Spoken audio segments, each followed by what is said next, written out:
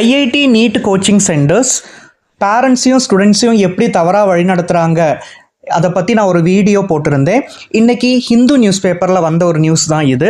இந்த நியூஸில் என்ன சொல்கிறாங்க அப்படின்னு பார்த்தீங்கன்னா, சென்ட்ரல் கன்சியூமர் ப்ரொடெக்ஷன் அத்தாரிட்டி அப்படிங்கிற ஒரு கவர்மெண்ட் ஏஜென்சி, சென்ட்ரல் கவர்மெண்டோட ஏஜென்சி எல்லா கோச்சிங் சென்டர்ஸ்க்குமே வார்னிங் கொடுத்துருக்காங்க. என்ன வார்னிங் அப்படின்னு பார்த்தீங்கன்னா, பேரண்ட்ஸையும் ஸ்டூடெண்ட்ஸையும் மிஸ்லீட் பண்ண மாதிரி எந்த அட்வர்டைஸ்மெண்ட்டுமே போடக்கூடாதுங்கிறதா அவங்களுடைய வார்னிங். இதில் என்ன ஒரு விஷயம் அப்படின்னு பார்த்தீங்கன்னா, கவர்மெண்ட் கன்சியூமரை ப்ரொடெக்ட் பண்ணணும்னு நினைக்கிது, அது நல்ல விஷயந்தான். ஆனால் அதையும் தாண்டி ஒரு சில பிரச்சனைகள் இந்த கோச்சிங் கல்ச்சரில் உண்டு. அதை நம்ம பேசித்தான் ஆகணும். மோஸ்ட்லி எல்லா சிட்டிஸ்லையுமே பசங்களுக்கு பார்த்தீங்கன்னா 6th ஸ்டாண்டர்ட் படிக்கும்போதே இந்த கோச்சிங் கொடுக்க ஆரம்பிச்சிடுறாங்க. இதனால் என்ன பிரச்சனை அப்படின்னு பார்த்தீங்கன்னா, இந்த அடாலசன்ட் பீரியட் ஸ்டார்ட் ஆகிற நேரத்தில் தான் இந்த கோச்சிங்கும் இவங்களுக்கு ஸ்டார்ட் ஆகுது.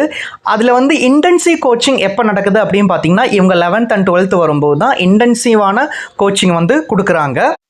அடாலசன்ட் பீரியடுங்கிறது ஒரு பர்சனோட லைஃப்பில் ரொம்ப இம்பார்ட்டண்ட்டான பீரியடு. ஏன் பார்த்தீங்கன்னா, இந்த நேரத்தில் தான் ஒரு பர்சனுடைய ethical, moral, social, emotional and intellectual development ரொம்ப ஃபாஸ்ட்டாக இருக்கக்கூடிய ஒரு டைமு. அது மட்டும் இல்லாமல் ஃப்யூச்சரில் யார் ஆகணும், அவருடைய ஒரு பர்சனுடைய கேரக்டர் எப்படி இருக்கணும், ஆட்டிடியூட் எப்படி இருக்கணும், அவருடைய எத்திக்கல், மோரல் வேல்யூஸ் எப்படி இருக்கணும், அவன் எந்த மாதிரியான பர்சன் ஆகணும், எந்த ஜாபுக்கு போகணுங்கிறது எல்லாத்தையுமே டிசைட் பண்ணக்கூடிய ஒரு பீரியடு இந்த பீரியடு தான். ஸோ இந்த பீரியடில் நம்ம கொடுக்கக்கூடிய எஜுகேஷன் ஓவரால் டெவலப்மெண்ட்டுக்கு தேவையான எஜுகேஷனாக இருக்கணும்.